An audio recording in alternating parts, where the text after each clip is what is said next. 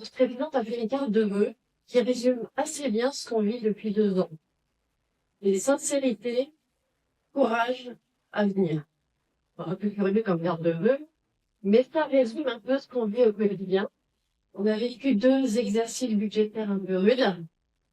Premier 2025 avec un PLF qui nous est un peu tombé dessus et qui s'est traduit pour la région par la nécessité de faire une économie de 100 millions d'euros. 100 millions d'euros, c'est déjà pas mal. Il y a un bon morceau même sur une région qui a en gros 1 milliard de fonctionnement et 1 milliard d'investissement. L'exercice, en fait, ça n'a pas été un exercice de gestion. Et là, je ne suis pas tout à fait en accord avec vous. Ça a tout d'abord été un exercice politique et un exercice stratégique. Parce que faire un coup de dragon, ça ne suffisait plus pour trouver les 100 millions.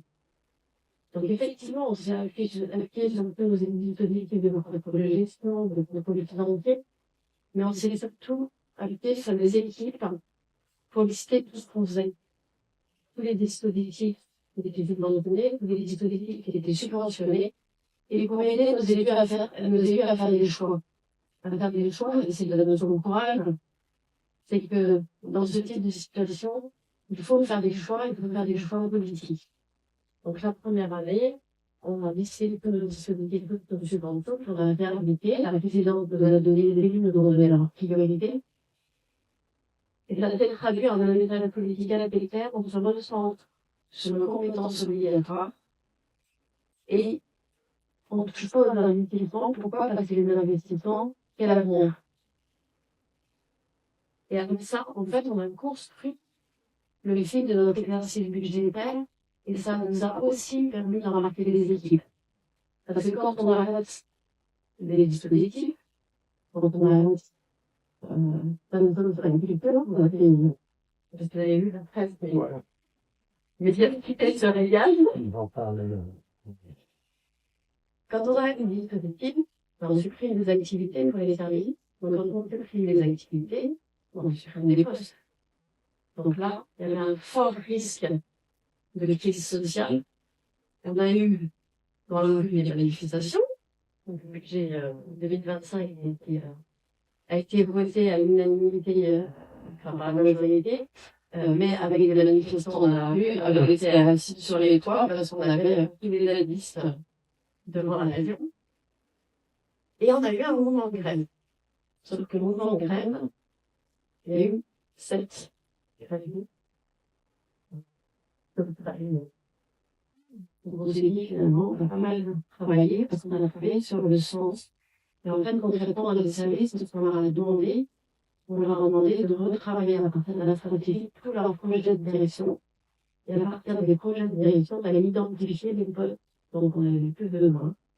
Et après, comme il disait, on a fait un exercice pour rassurer les équipes et leur dire, certes, il y a des postes qui vont être supprimés, mais on va licencier personne. Ça va le faire au fil de l'eau, on va pas virer des gens, ce sont encore les fonctionnaires, on va pas les virer du jour au lendemain. On va pas remplacer les départs après, mais on avait identifié les postes. C'est pas facile de ça, parce que quand on dit, on n'a pas un fonctionnaire sur deux, on ne fait pas cette analyse difficile, ça veut dire qu'on a un problème d'une centaine de personnes, voilà, pour partir spontanément, parce que dans des services où on supprime des postes à la culture ou à l'écologie, ils sont tellement attachés à leur métier que la suppression de postes, ils ne peuvent pas les planter, ils partent. Mais tous les autres, ils ont changé de métier. Ou ils vont changer de métier. Et c'est là où on a fait un dispositif d'accompagnement très important pour rassurer, pour accompagner. On a refait ce que, on se met un peu dans les je me permets, on a recréé un service un peu d'intérim où les personnes qui n'ont plus de poste font un passage transitoire pour aller aider les autres, pour aller aider les autres services de surcharge de travail. Alors là, c'était un service de facilitation du quotidien. Je pense que ça vient un peu de l'ancien DLS de la métropole d'Orléans. Mais c'est ça qui nous a permis d'avoir un dialogue social à peu près serein.